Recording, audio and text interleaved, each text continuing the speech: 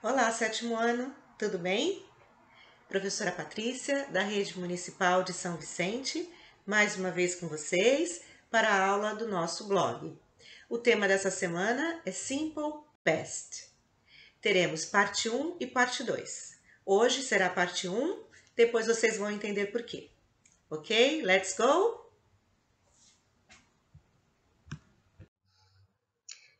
Pessoal, o tempo verbal simple past, past simple também chamado, é o passado simples, traduzindo para o português. Ele é o tempo verbal que nós utilizamos para falar de fatos ocorridos num determinado momento no passado. Um fato ou fatos que não mais acontecem. Já estão acabados e finalizados num determinado momento do passado. Por exemplo, eu quero dizer, eu comi pizza no fim de semana passado. Já acabou, já foi. Eu tive uma festa de casamento há 2 meses. Ontem eu tive uma prova. Ok? Então, são situações que agora, nesse exato momento, não estão mais ocorrendo. Já foram, aconteceram. Para falar de situações no passado, na forma afirmativa em inglês, eu preciso colocar no verbo uma partícula, que é a partícula ed, como vocês podem ver aí no slide. Todos os verbos vão receber essa partícula? Não. Os verbos regulares.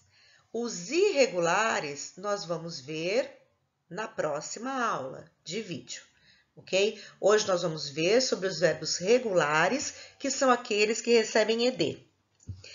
O bom disso, de verbo, quando vocês chegarem nos irregulares, vocês vão pensar assim, puxa, quantos, né? Vou decorar tudo isso? Ok, são vários, é bom decorar sim. Para ser bem honesta com vocês, é legal que vocês decorem. Mas a maior parte dos verbos são regulares em inglês. Mais de mil. E eles vão receber ao seu final, então, o ed. Tá? Eles vão aparecer com mais frequência e você vai ter mais chance também de reconhecê-los e acertar. Tem um exemplo logo aqui embaixo que diz assim: An old friend visited me yesterday. O verbo é visit, a partícula ed transformou um verbo no passado. Então, um amigo antigo me visitou yesterday, ontem. Tá? É uma expressão de tempo. A gente vai ver outras mais para frente. Vamos lá? Continuando. Bem, a formação. Eu vou começar pelo sujeito da frase. Posso colocar ali o nome de alguém, posso colocar o pronome ele, ela, nós, ok? He, she, it, they, né? Que são os pronomes, ou o nome de alguém, ou de uma pessoa, certo? E depois o verbo da frase com a partícula ed, mais os complementos, a sequência, a continuação da frase. Então, eu tenho aqui my brother, que é ele, ok? He. O verbo é clean. E como complemento, the kitchen this morning. Clean recebeu a partícula ed, transformando o verbo em passado. Então, diz assim a frase. Olha a figurinha para dar uma pista. My brother, meu irmão, cleaned the kitchen this morning. Meu irmão limpou a cozinha esta manhã. Certo? Estamos falando de frases afirmativas até então. Tudo bem? Essa é a ordem que nós seguimos em frases desse tipo. Frases afirmativas. Certo? Ah, e o legal disso, vocês vão ver também, que eu não tenho que mudar. Por exemplo, se é my brother, é cleaned. Se eu falar they, eles, é cleaned. Se eu falar eu, cleaned. Não muda em inglês. O cleaned ele vai entrar para todas as pessoas. Já em português ficaria eu limpei, nós limpamos, vocês limparam, ok? Tem mudança na conjugação. Em inglês, não, ok? No passado, você vai usar, nesse caso aqui, então, o ed e basta. Tudo bem? Para todas as pessoas, certo? Continua. Então, junto comigo aqui. Pessoal, falando de passado, eu não me oriento só pelo verbo. Eu posso também procurar na frase, no texto, expressões que fazem referência ao passado. Já é mais uma pista. Então, não olhar só para o verbo e também procurar por expressões relativas ao passado. Quais são elas? Por exemplo, yesterday, ontem, como estava no slide anterior. Last, tudo que é last é passado. Last week, semana passada. Last month, mês passado. Last year, ano passado. Ago também é uma pista, tá? Porque quer dizer o quê? Atrás. 1 week ago, uma semana atrás. 2 months ago, 2 meses atrás, ok? Tem ali também yesterday morning na lista, ontem de manhã. Não está nessa lista o this morning, mas this morning também já é passado. Eu posso falar assim, John called me this morning. O John me ligou esta manhã. Ele me ligou, foi uma ação, já acabou, já passou essa manhã. Eu não estou mais nesse período do dia, certo? Anos. In 1990, em 1990. Antes de ano, a propósito, é bom observar, eu utilizo in. The day before yesterday, o dia antes de ontem, quer dizer, o anteontem que falamos. É uma expressão também que se refere a past. In March, em março, mês, utilizo a preposição in. On Sunday, no domingo, aí já a preposição irá mudar para on. Dia da semana, então, a preposição será on na frente, no domingo. E a última que nós temos aqui, when I was born, quando eu nasci. Então, fiquem atentos, não só ao verbo, como também a essas expressões que podem aparecer, reforçando o tempo passado. Então, aqui nós temos os sons do ED. Sons do ED? Como assim? Pois é, não é porque a gente vai colocar o ED que ele vai ficar assim, olha. A tendência é a gente falar visited, worked, closed, started, watched. Não, não é assim. Eles vão ter sons diferentes. Vamos ver quais são. Eu tenho id, tá? Para verbos que acabam normalmente em T ou D. Eu tenho t, verbos que acabam nessas letras K, SS, SH, P, F, C, CH e X. E D, para verbos que acabam em S, B, G, L, L, M, N, R, V, W, Y, Z, J. Nossa, teacher, tem que decorar isso tudo? De jeito nenhum, não mesmo. A gente está vendo aqui como curiosidade, porque a gente não tem isso como foco. Naturalmente, se vocês ouvirem bons programas, filmes, estudarem mais a fundo o inglês, vocês vão aprendendo a falar da maneira correta. Então, vamos ver ali um exemplo de cada, tá bem? O visit é o verbo, o final que eu falei para vocês, id, então fica visited no finalzinho. Já o work, olha o som do T no final, como se fosse um T. Worked. E do the, closed. Closed.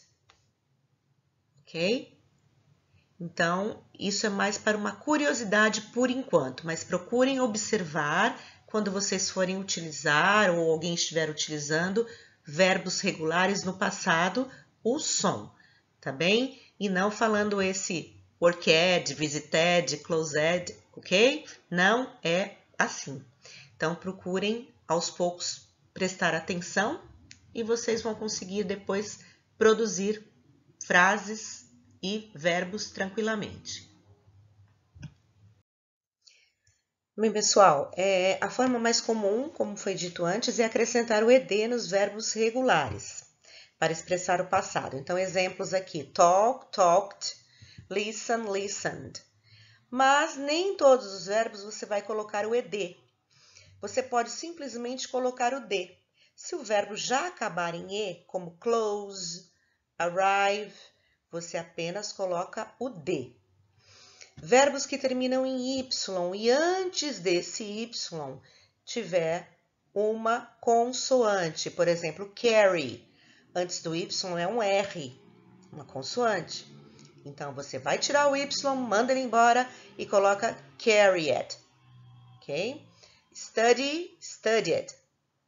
Mas, atenção, quando o verbo acabar em y, porém antes for uma vogal, você mantém aquela regrinha geral do ed, tá? Então, play acabou em y, antes é a vogal a. Então, você deixa played no passado. Verbos formados por sílaba, uma sílaba só, sílaba tônica, terminados em CVC. Lembra, né? Da viagem, agência de viagem, CVC. Consoante, vogal, consoante. Você vai dobrar a última letra antes de colocar o ed. Por exemplo, plan. Plan, você tem o L, depois do P ali, que é uma consoante, o A vogal, e o N, outra consoante. Certo? Você dobrou, então, assim, o N, antes de acrescentar o ed.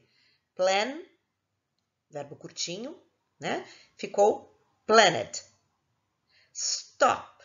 Antes do P você tem o, certo? Mas não é isso só, você tem que ver ali, olha, consoante, que é o T, vogal, o, e o P, que é outra consoante.